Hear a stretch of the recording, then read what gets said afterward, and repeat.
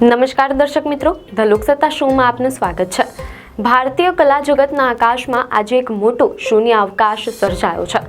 વિશ્વની સૌથી ઊંચી પ્રતિમા સ્ટેચ્યુ ઓફ યુનિટીને આકાર આપીને ભારતનું નામ વૈશ્વિક મંચ પર રોશન કરનાર ખ્યાતનામ શિલ્પકાર રામવનજી સુતાર હવે આપણી વચ્ચે રહ્યા નથી।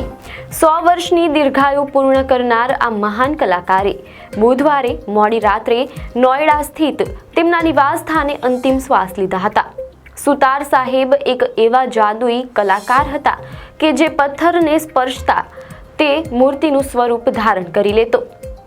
તેમના પુત્ર અનિલ સુતારે અત્યંત દુઃખ સાથે આ સમાચારની પુષ્ટિ કરી છે। 18મી ડિસેમ્બરે સવારે 11 વાગ્યાની આસપાસ તેમની અંતિમ યાત્રા નોઈડાના સેક્ટર 19 થી નીકળી હતી, જેમાં મોટી સંખ્યામાં કલાપ્રેમીઓ અને મહાનુભાવો જોડાયા હતા। રામવનજી સુતારનો જન્મ 19 ફેબ્રુઆરી 1925 ના રોજ મહારાષ્ટ્રના ધુલે જિલ્લાના એક નાના એવા ગોંદુર ગામમાં થયો હતો। એક સામાન્ય પરિવારમાં જન્મેલા રામ સુતારને બાળપણથી જ મૂર્તિકલા પ્રત્યે અનન્ય આકર્ષણ હતું। મીડિયા અહેવાલો અનુસાર તેમણે પોતાની કલાને મજબૂત કરવા માટે મુંબઈની વિખ્યાત જે સ્કૂલ ઓફ આર્ટ એન્ડ આર્કિટેક્ચરમાં પ્રવેશ મેળવ્યો અને ત્યાંથી ગોલ્ડ મેડલ સુવર્ણ ચંદ્રક સાથે પોતાનો અભ્યાસ પૂર્ણ કર્યો। વર્ષ 1959માં તેઓ દિલ્હી આવ્યા અને ભારતની કલા સંસ્કૃતિને જીવંત રાખવા માટે પોતાનું સમગ્ર જીવન સમર્પિત કરી દીધું। પથ્થર, માટી અને કાંસા સાથેના તેમના દાયકાઓ જૂના સંબંધે ભારતને અનેક એવી ભેટો આપી છે જે સદીઓ સુધી અડીખમ રહેશે।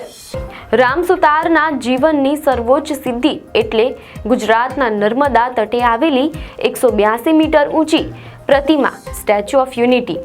સરદાર વલ્લભભાઈ પટેલની આ ભવ્ય પ્રતિમા જ્યારે બની ત્યારે આખા વિશ્વની નજર ભારત પર હતી। આ માત્ર એક પ્રતિમા નથી, પરંતુ રામ સુતારની વર્ષોની સાધનાનું પરિણામ છે।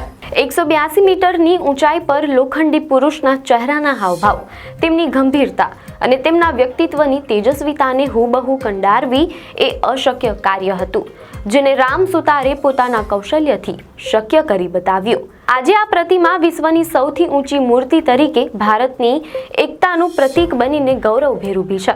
તેમની કલાની સુવાસ માત્ર ગુજરાત પૂરતી સીમિત ન હતી। મીડિયા અહેવાલો અનુસાર રામ સુતારે મહાત્મા ગાંધીની 350થી વધુ પ્રતિમાઓ બનાવી છે, જે ભારત સહિત દુનિયાના ખૂણે ખૂણે સ્થાપિત કરવામાં આવી છે।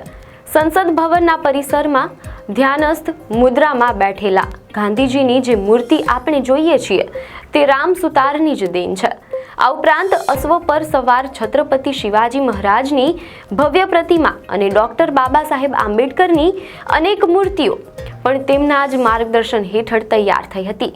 દિલ્હીના સંસદ ભવનમાં રહેલા અનેક શિલ્પો તેમના હાથના સ્પર્શથી જીવંત થયા છે, જે ભારતના લોકશાહીના મંદિરમાં હંમેશા માટે બિરાજમાન રહેશે। રામ સુતારની કલામાં વિશાળતાનો અનોખો સંગમ જોવા મળતો હતો। બેંગલુરુમાં આવેલી ભગવાન શિવની 153 ફૂટ ઊંચી પ્રતિમા અને પુણેના મોશીમાં આવેલી છત્રપતિ સંભાજી મહારાજની 100 ફૂટ ઊંચી પ્રતિમા તેમની શ્રેષ્ઠ કૃતિઓમાંની એક છે, તેમ અહેવાલોમાં જાણવા મળેલ છે। આંતરરાષ્ટ્રીય સ્તરે પણ તેમની કલાકૃતિઓની ભારે પ્રશંસા થઈ છે। તેઓ માનતા હતા કે મૂર્તિ એ માત્ર પથ્થર નથી, પણ જે તે મહાપુરુષના વિચારોનું પ્રતિબિંબ હોવું જોઈએ। 100 વર્ષની ઉંમરે પણ તેમની કલા પ્રત્યેની ધગશ ઓછી થઈ નહોતી।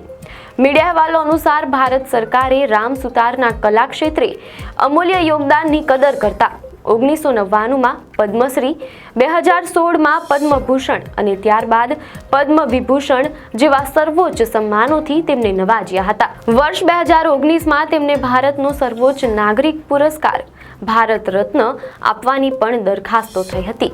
તાજેતરમાં જ તેમને મહારાષ્ટ્ર સરકારનો સર્વોચ્ચ પુરસ્કાર મહારાષ્ટ્ર ભૂષણ એનાયત કરવામાં આવ્યો હતો। મહારાષ્ટ્રના મુખ્યમંત્રી દેવેન્દ્ર ફડણવીસે પણ સોશિયલ મીડિયા પર શોક વ્યક્ત કરતા જણાવ્યું હતું કે રામ સુતારના નિધનથી ભારતે એક અનમોલ રત્ન ગુમાવ્યું છે।